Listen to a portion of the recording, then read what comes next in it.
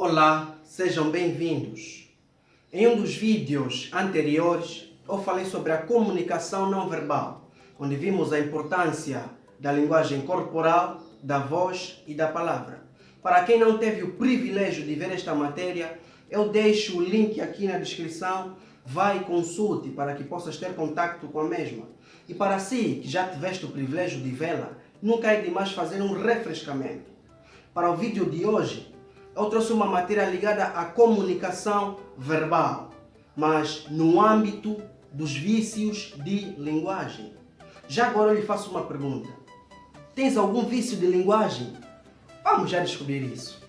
Eu sou João Pitra e se ainda não é subscrito no meu canal, convido-lhe com todo o amor a fazê-lo e ative o sino para que possas estar todos os santos dias que eu postar as minhas matérias notificado. Deixe os seus likes e comentários. Vício de linguagem é o atropelamento ao idioma causado pela utilização de palavras ou expressões erradas. Torna-se vício quando utilizamos frequentemente no nosso diálogo, deixando-o bastante pesado e deselegante. Afinal de contas, quais são estes vícios? Vamos agora conhecê-los. Primeiro, solecismo. Consiste quando existe um erro de sintaxe ou de construção de frase. E ele pode acontecer em três formas: na concordância, na regência e na colocação pronominal. Vamos começar pela concordância. Existem pessoas que quando vão, por exemplo, a uma reunião, dizem sempre: ontem estivemos reunidos e houveram muitas intervenções. Atenção! Do ponto de vista da sintaxe, aqui o verbo haver está mal emprego. Sempre que este verbo aparecer como impessoal, com significado de existir, devemos sempre utilizá-lo na terceira pessoa do singular. Neste exemplo em concreto, o verbo haver encontra-se no tempo do pretérito perfeito, no modo indicativo, na terceira pessoa do plural. Para que ele esteja empregado na terceira pessoa do singular, devemos colocá-lo como houve. Então, para que a nossa frase esteja correta, devemos dizer: ontem estivemos reunidos e houve muitas intervenções.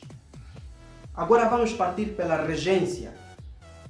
Aqui também é comum as pessoas dizerem: ele assistiu o jogo. Do ponto de vista da sintaxe também não está correto. Sempre que o verbo assistir aparece com a intenção de alguém ter presenciado ou visto alguma coisa, devemos sempre utilizar uma preposição, neste caso que seria ao. Para que a nossa frase esteja correta, devemos dizer: ele assistiu ao jogo. Colocação pronominal. Muitos têm problemas com este quesito. Um jovem chegou à sua namorada e disse: te amo. Do ponto de vista da gramática na sintaxe, esta frase não foi bem empregue. Para que nós saibamos falar de forma correta, devemos primeiramente conhecer os pronomes oblíquos, que podem ver aqui na descrição. E depois, saber que todos os pronomes oblíquos são atraídos pelos pronomes pessoais, pelos verbos e pelos advérbios. Exemplo: eu te amo. O pronome pessoal eu atraiu o pronome oblíquo te. De seguida veio o verbo amo. Amo-te.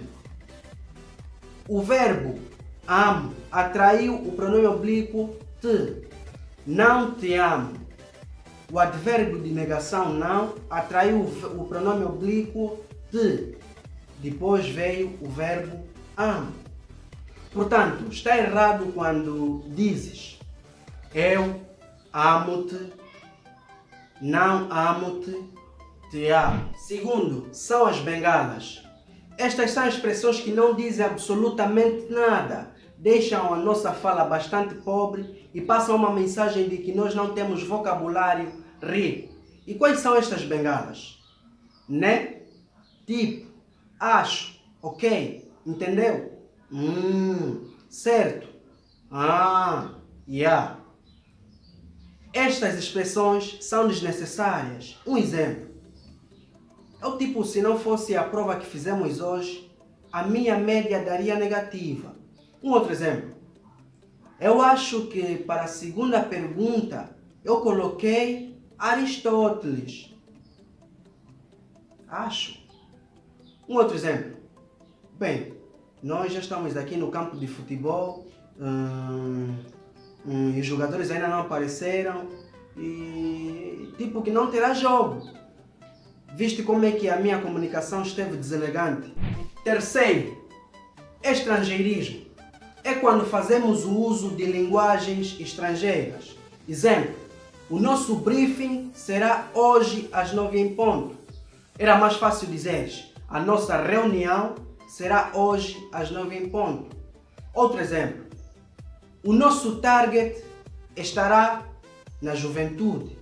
Era mais fácil dizeres, o nosso público-alvo estará na juventude. Um último exemplo, o mundo, para estar em desenvolvimento, devemos partilhar o know-how. Era mais fácil dizeres, partilhar o conhecimento. Quarto, pleonasmo. São repetições de palavras totalmente desnecessárias. Exemplo, eu vi com os meus próprios olhos, ninguém me contou.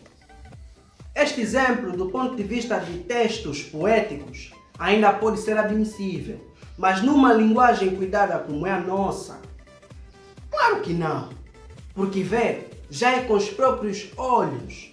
Outro exemplo, no filme de ontem eu fui o protagonista principal.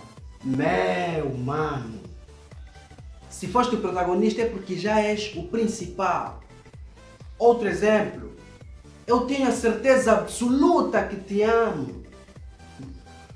Quando dizes certeza, é desnecessário dizeres absoluta. Quinto, tautologia. Consiste na repetição de ideias com palavras diferentes. Exemplo, para nós estarmos casados, o nosso elo de ligação foi a conservatória. Elo já quer dizer ligação. Um outro exemplo, vou te fazer um empréstimo temporário de 100.000 kwanzas. Empréstimo já quer dizer temporário. Um outro exemplo, são nos pequenos detalhes onde encontramos as respostas. Detalhes já quer dizer alguma coisa pequena. Dos vários vícios de linguagem que existem no mundo, eu preparei estes para si. Atenção! Muitos destes vícios que vimos hoje, em textos literários como poesias, podem ser admissíveis, mas em conversações mais profissionais, nunca os utilize, porque pode beliscar o teu profissionalismo. Muito obrigado pelo tempo de audiência e espero por vós num outro vídeo.